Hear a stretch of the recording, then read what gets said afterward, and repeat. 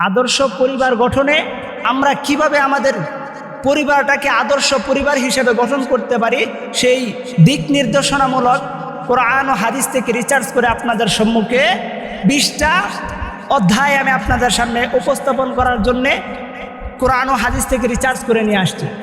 তন্মধ্যে 1 নাম্বার হলো, আপনি যদি আপনার পরিবারে শান্তি আনতে চান, আপনি যদি আপনার ব্যক্তি জীবনে শান্তি আনতে চান, আপনি যদি আপনার সন্তানকে সুশিক্ষায় শিক্ষিত করতে চান, আপনার সন্তানের ভবিষ্যৎ যদি সুন্দর করতে চান, তাহলে সর্বপ্রথম যেই কাজটা করতে হবে সেটা হলো পরিবারের মধ্যে, ফ্যামিলির মধ্যে সালামের প্রচলন গড়ে তুলতে হবে।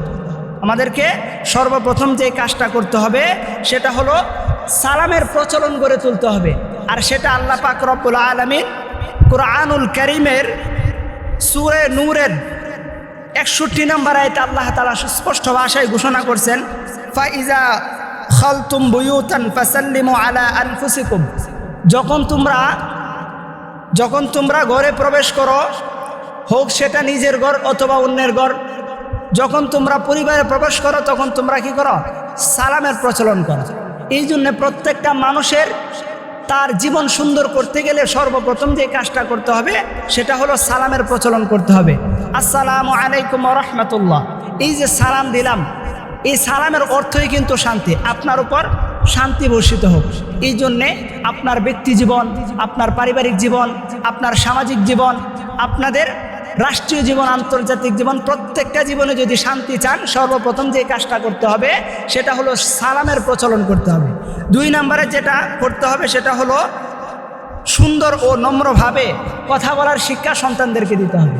নিজে সুন্দরভাবে কথা বলতে হবে এবং সন্তানদেরকে সুন্দর ও নম্র মার্জিত ভাষায় কথা বলার শিক্ষা দিতে হবে। আল্লাহ পাক রব্বুল আলামিন সূরাতুল বাকারার 83 নম্বর আয়াতে আল্লাহ তাআলা বলেন যে তোমরা তোমাদের কণ্ঠকে নমনীয় করো, তোমরা তোমাদের আচরণকে নম্র করো, ভদ্র করো, যদি শান্তি পেতে চাও। আমরা যদি আমাদের জীবনকে সুন্দর আদর্শ জীবন হিসেবে গঠন করতে চাই তাহলে 2 নাম্বার যেটা করতে হবে সেটা হলো আমাদেরকে নম্র ও ভদ্র ভাষায় কথা বলতে হবে। 3 নাম্বার আমাদেরকে যেটা করতে হবে সেটা হলো বাজে অনর্থক কথা থেকে আমাদেরকে বিরত থাকতে হবে। আল্লাহ পাক রব্বুল আলামিন সূরাতুল লুকমানের 19 নম্বর আয়াতে বলেন, আল্লাহ তাআলা সূরা লুকমানের 19 নম্বর আয়াতে বলেন যে তোমরা বাজে ও অনর্থক কথা থেকে কি করো? বিরত থাকো। 4 নম্বরে আমাদেরকে যেটা করতে হবে সেটা হলো আমাদের কথা এবং কাজে মিল রাখতে হবে। আল্লাহ তাআলা বলেন, ইয়া আইয়ুহাল্লাযীনা আমানু লিমা তাকুলুনা মা লা তাফআলুন। আল্লাহ পাক রব্বুল আলামিন বলেন যে আমরা আমাদের কথা আর কাজ যাতে করে মিল রাখি। কথা বললাম একটা, কাজের সাথে কোনো মিল নাই, তাহলে আপনার আমার জীবনে কি হবে না? শান্তি আসবে না। আপনার আমার জীবন আদর্শ জীবন হিসেবে গড়ে তুলতে পারবো না। তারপরে 5 নম্বরে যে কাজটা করতে হবে সেটা হলো মেয়েরা যখন কোনো পর পুরুষের সাথে কথা বলবে তখন এই ক্ষেত্রে কর্কশ ভাষায় কথা বলতে হবে, মার্জিত সুশিক্ষিত ভাষায় তখন কথা বলা যাবে না।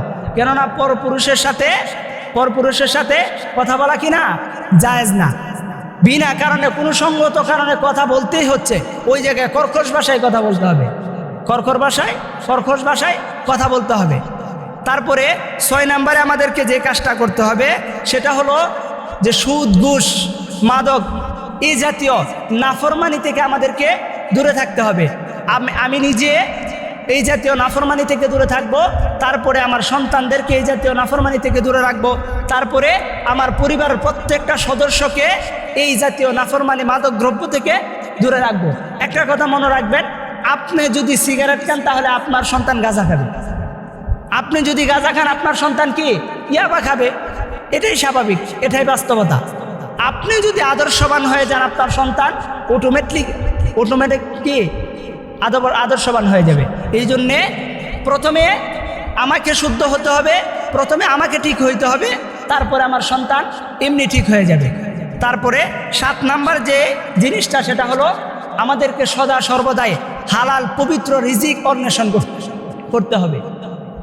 আমি যদি হালাল পবিত্র রিজিক অন্বেষণ না করি, নিজের রিজিকটা যদি হালাল না হয় তাহলে আমার জীবনে কখনো শান্তি আসবে না, আমার ব্যক্তি জীবনেও শান্তি আসবে না, পারিবারিক জীবনেও শান্তি আসবে না, আমার কোনো জীবনেই শান্তি আসবে না।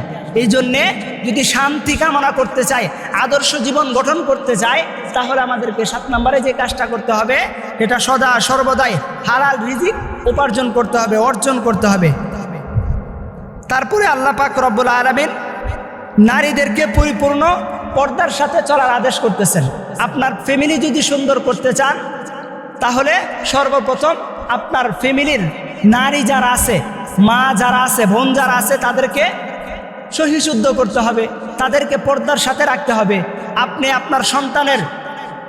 আপনার সন্তানের দায়িত্বশীল, আপনি আপনার স্ত্রীর দায়িত্বশীল। যদি আপনার স্ত্রীকে সঠিক পর্দার মধ্যে না রাখতে পারেন, তাহলে আপনাকে কাল কিয়ামতের ময়দানে আল্লাহ পাক রব্বুল আলামিনের কাঠগড়ায় দাঁড়াতে হবে। কারণ আল্লাহ তাআলা স্পষ্ট ভাষায় বলছেন, ইয়া আইয়ুহান্নাস উ'বুদু, ইয়া আইয়ুহান্নাস, হে দুনিয়ার মানুষ, তোমরা কি করো? নিজেরা জাহান্নামের আগুন থেকে বাঁচো এবং তোমাদের পরিবার, ফ্যামিলি সকলকে কি করো? জাহান্নামের আগুন থেকে বাঁচাও। ইয়া আইয়ুহাল্লাযীনা আমানু, ইয়া আইয়ুহান্নাস, হে দুনিয়ার মানুষ, তোমরা কি করো? নিজেরা কু আনফুসাকুম ওয়া আহলিকুম নার, ইয়া আইয়ুহান্নাস কু আনফুসাকুম ওয়া আহলিকুম নার, তোমরা নিজেরা জাহান্নামের আগুন থেকে বাঁচো, তারপর তোমাদের পরিবার পরিজন আত্মীয় স্বজন সকলকে কি করো? জাহান্নামের আগুন থেকে বাঁচাও। এই জন্যে আপনার আমার স্ত্রীকে কি করতে হবে? সঠিক পর্দা মেনটেন করে তারপরে চালাইতে হবে। তারপরে 9 নম্বরে আমাদেরকে যে কাজটা করতে হবে, সেটা হলো আমাদের বাড়িতে টিভি, ডিসলাইট এই জাতীয় কোনো কিছু রাখা যাবে না। এই জাতীয় কোনো কিছু রাখা যাবে না। যার বাড়িতে টিভি আছে, ডিসলাইট আছে, তার সন্তান কখনো আদর্শবান সন্তান হিসেবে গড়ে উঠবে না। তার ফ্যামিলিতে কখনো শান্তি ফিরে আসবে না।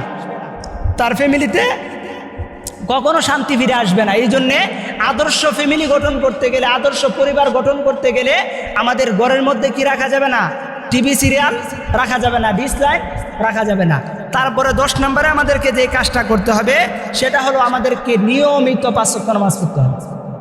নিয়মিত 5 ওয়াক্ত নামাজ পড়তে হবে। যদি কোনো ব্যক্তি 5 ওয়াক্ত নামাজ সঠিক সময়ে জামাতের সাথে সুন্দরভাবে খুশু হুজুর সহিত আদায় করে, তাহলে আল্লাহ তাআলা বলতেছেন যে ওই নামাজ তাকে সমস্ত খারাপ কাজ থেকে বিরত রাখবে। ইন্নাস সালাতা তানহা আনিল ফাহশাই ওয়াল মুনকার, নিশ্চয় নামাজ মানুষকে সমস্ত প্রকার খারাপ কাজ থেকে বিরত রাখে। এই জন্যে আমাদেরকে 5 ওয়াক্ত নামাজ কি করতে হবে? সঠিক সময়ে আদায় করতে হবে। তারপরে আমাদেরকে যেটা করতে হবে, সেটা হলো আমাদেরকে নিয়মিত কোরআন তেলাওয়াত করতে হবে। আমাদেরকে নিয়মিত কোরআন তেলাওয়াত করতে হবে। কেননা কোরআন হলো মুমিনের জন্য শিফা। ওয়ানুনাজ্জিলু মিনাল কুরআনি মা হুয়া শিফাউ ওয়া রাহমাতুল লিল মুমিনিন। আল্লাহ পাক রব্বুল আলামিন সূরা বনী ইসরাঈলের 82 নম্বর আয়াতে বলেন, নিশ্চয় কোরআন মানুষের জন্য শিফা স্বরূপ, রোগ মুক্তির কারণ। মানুষের জন্য সমস্ত রোগের ঔষধ কি? কোরআনুল কারীম। তারপরে হুদাল্লিল মুত্তাকিন, দুনিয়াতে যারা মুত্তাকি আছে তাদের জন্য কোরআন হলো হেদায়েতের বাণী। কোরআন কি? হেদায়েতের বাণী।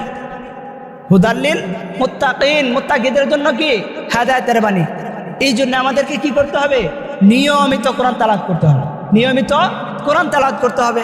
তারপরে আমাদেরকে যেটা করতে হবে, সেটা হলো আমাদেরকে সবসময় হাদিস পড়তে হবে, পাঠ করতে হবে, ওই অনুযায়ী আমল করার চেষ্টা করতে হবে। আমাদেরকে আমল করার চেষ্টা করতে হবে।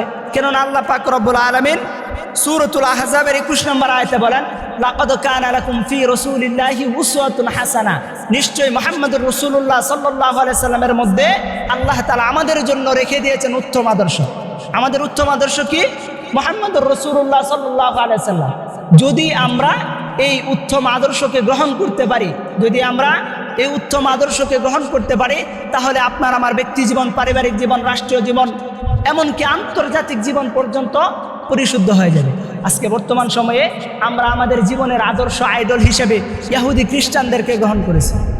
আমরা মেসিকে আমাদের জীবনের আইডল মেনে নিয়েছি। আমরা নেইমারকে আমাদের জীবনের আইডল মেনে নিয়েছি। আমরা রোনালদোকে, ক্রিস্টিয়ানো রোনালদোকে আজকের যুব সমাজ তাদের জীবনের আইডল হিসেবে মেনে নিয়েছে। অথচ তারা জানেও না আল্লাহ তাদের আইডল কাকে নির্বাচন করে দিয়েছেন। আল্লাহ বলেন, লাকাদ কানা লাকুম ফি রাসূলিল্লাহি উসওয়াতুন হাসানা, তোমার আদর্শ, তোমার আইডল একমাত্র মুহাম্মদুর রাসূলুল্লাহ সাল্লাল্লাহু আলাইহি সাল্লাম। মুহাম্মদ সাল্লাল্লাহু আলাইহি সাল্লাম ব্যতীত দুনিয়াতে মুসলমানের জন্যে, সারা দুনিয়ার সমস্ত জাতির জন্যে আর কোনো আইডল হতে পারে না। তারপরে আমাদেরকে 13 নম্বরে যে কাজটা করতে হবে, আমাদের আদর্শ পরিবার গঠনে 13 নম্বর কাজ হলো আমাদেরকে সদা সর্বদাই তৌবার সাথে থাকতে হবে এবং তৌবা করতে হবে। আল্লাহ তাআলা সূরাতুল ফুরকানের 70 নম্বর আয়াতে বলছেন যে আমাদেরকে কি করতে হবে? তৌবা করতে হবে। যদি কোনো ব্যক্তি তৌবা করে, তৌবা কবুল, আল্লাহ পাক রব্বুল আলামিন সেই তৌবাকে কি করেন? কবুল করে নেন। তারপরে 14 নম্বরে আদর্শ ফ্যামিলি গঠনে 14 নম্বর আমাদের যে কাজটা, সেটা হলো আমাদেরকে বেশি বেশি মৃত্যু ও কবরের কথা স্মরণ করতে হবে। আমাদেরকে বেশি বেশি মরণ এবং কবরের কথা স্মরণ করতে হবে। একটাবার চিন্তা করে দেখেন, এই দুনিয়াটা ক্ষণস্থায়ী। আপনি আমি চাইলেই দুনিয়াতে থাকতে পারবো না। একবার চিন্তা করে দেখেন, এই দুনিয়া, এই সারা পৃথিবী, দিস ইজ ফেক ওয়ার্ল্ড, সারা দুনিয়াটা fake, this is nothing reality. এর বাস্তবতা কোথায়? এর বাস্তবতা বলতে কিচ্ছু নাই। আপনি একটু চিন্তা করেন, আপনি কবরের মধ্যে একা একা শুয়ে আছেন, আপনি ওইখানে জোরে চিৎকার করতেছেন, আপনার স্ত্রী শুনবে না। আপনি ওইখানে জোরে কান্না করতেছেন, আপনার সন্তান শুনবে না। চতুর্দিকে মাটি, আপনার ডানে মাটি, আপনার বামে মাটি, আপনার উপরে চাটাইয়ের বেড়া, এর উপরে আবার মাটি দেওয়া আছে। আপনি ওইখান থেকে জোরে চিৎকার করলে কেউ শুনবে না।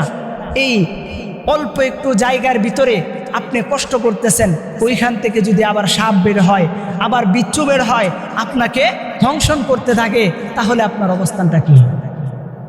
তখন আপনার অবস্থানটা কি হবে? আজকে দুনিয়ার জন্য কত কিছু করলেন, আখিরাতের জন্য কি করলেন? আজকে মানুষ বড়ই স্বার্থপর। মানুষ কি বড়ই স্বার্থপর। আজকে আপনি যে সন্তানের জন্য এত কিছু করতেছেন, ওই সন্তানও তখন আপনার কাছে যাবে না। আপনি চিন্তা করে দেখেন, আপনি রাত 12টা বাজে গুরুস্থানে যেতে চান না, আপনি রাত 12টা বাজে নদীর পার যেতে চান না, আপনি রাত 1টা বাজে বাঁশবাগানে যেতে চান না, অথচ রাতের পর রাত, দিনের পর দিন ওইখানে পড়ে থাকবেন। আপনার সহযোগীও কেউ থাকবে না। দিস ইজ ফেক ওয়ার্ল্ড, সারা দুনিয়াটাই কি ধোঁকা।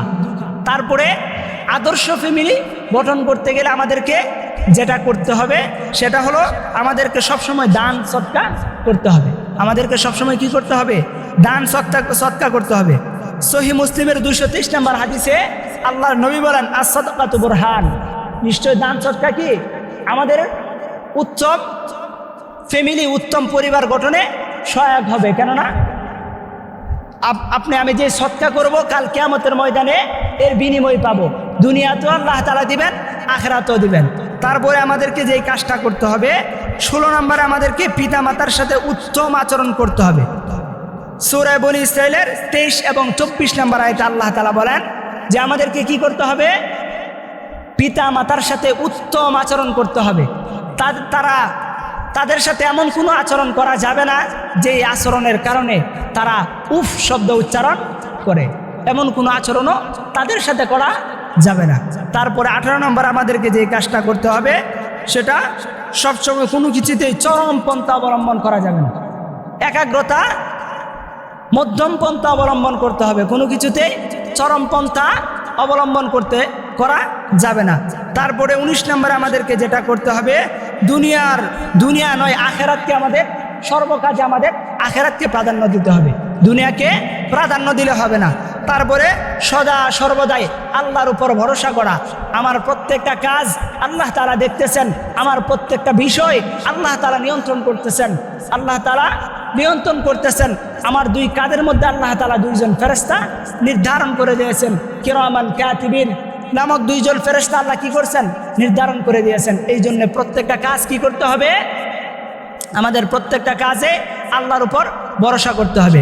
যাই হোক, যে আলোচনাটা করলাম এর সার সংক্ষেপ বলে দিতেছি যে আমরা আমাদের আদর্শ ফ্যামিলি গঠন করতে গেলে যেটা প্রয়োজন, ওই 20টা আদর্শের মধ্যে সর্বপ্রথম সেটা হলো কথা বলার আগে সালাম দিতে হবে। 2 নম্বর সুন্দর ও নম্রভাবে কথাবার্তা বলতে হবে। 3 নম্বরে অনর্থক ও বাজে কথা থেকে বিরত থাকতে হবে। 4 নম্বরে মুমিনের কথা ও কাজে মিল রাখতে হবে। 5 নম্বরে মেয়েরা যখন পরপুরুষের সাথে সঙ্গত কোনো কারণে কথা বলবে তখন কর্কশতা অবলম্বন করবে। 6 নম্বরে সুদ, ঘুষ, মদ, জুয়া ইত্যাদি মাদক দ্রব্য থেকে নিজে বিরত থাকতে হবে, নিজের পরিবার, ফ্যামিলি, আত্মীয় স্বজনদেরকেও বিরত রাখতে হবে। 7 নম্বরে হালাল এবং পবিত্র রিজিক অন্বেষণ করতে হবে। 8 নম্বরে নারীদের পরিপূর্ণ পর্দার সাথে চলতে হবে। 9 নম্বরে কোনো বাড়িতে টিভি বা ডিসলাইট রাখা যাবে না। 10 নম্বরে নিয়মিত 5 ওয়াক্ত নামাজ আদায় করতে হবে। 11 নম্বরে নিয়মিত কোরআন তালাওয়াত করতে হবে। 12 নম্বরে হাদিস শরীফ পাঠ করতে হবে।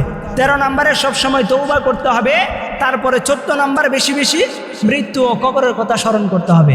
15 নম্বরে যেটা করতে হবে সেটা হলো আমাদেরকে বেশি বেশি দান সদকা করতে হবে আখেরাতের উন্নতির জন্যে। তারপরে 16 নম্বর হলো আমাদের পিতা মাতার সাথে উত্তম আচরণ করতে হবে। 17 নম্বর নিজে এবং নিজের পরিবার পরিজনকে জাহান্নাম থেকে বাঁচানোর চেষ্টা করতে হবে। তারপরে 18 নম্বর কোনো কিছুতেই চরমপন্থা অবলম্বন করা যাবে না। তারপরে 19 নম্বর হলো দুনিয়া নয় আখেরাতকে সব কাজে প্রাধান্য দিতে হবে।